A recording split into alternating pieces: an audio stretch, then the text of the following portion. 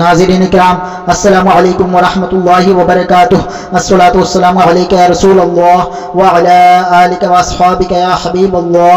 الصلاۃ والسلام علیک یا نبی اللہ وعلی آلک واصحابک یا نور اللہ۔ عاشورہ کے دن واقع ہونے والے 25 اہم واقعات۔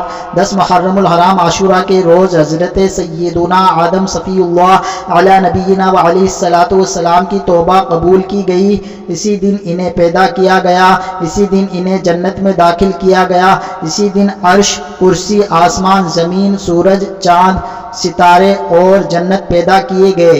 اسی دن حضرت سیدنا ابراہیم خلیل اللہ علی نبینا وعلیہ الصلاۃ والسلام پیدا ہوئے۔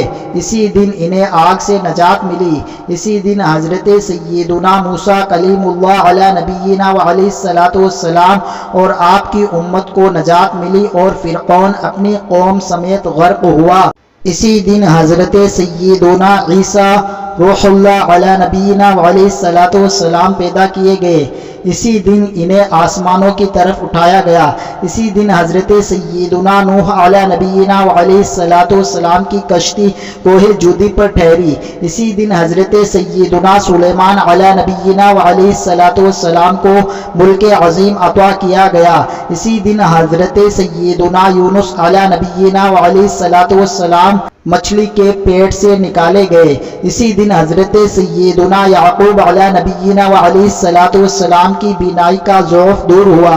اسی دن حضرت سیدنا یوسف علی نبینا وعلیہ الصلاۃ والسلام گہرے کنویں سے نکالے گئے۔ اسی دن حضرت سیدنا ایوب علی نبینا وعلیہ الصلاۃ والسلام کی تکلیف رفع کی گئی۔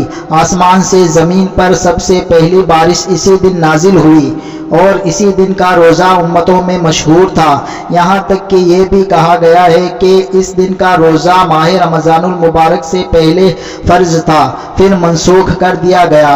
امام الہمام، امام عالی مقام، امام عرش مقام، امام تشنہ قام سیدنا امام حسین رضی اللہ تعالیٰ عنہ کو ماں صاحبزادگان و رفقا 3 دن بھوکا رکھنے کے بعد اسی عاشورہ کے روز دست کربلا میں انتہائی شفاقی کے ساتھ شہید کر دیا گیا۔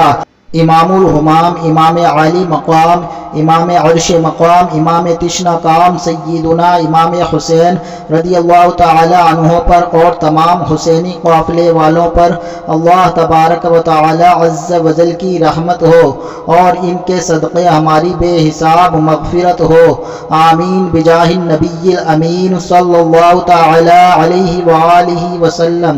صلو علی الحبیب صلی اللہ تعالی علی محمد۔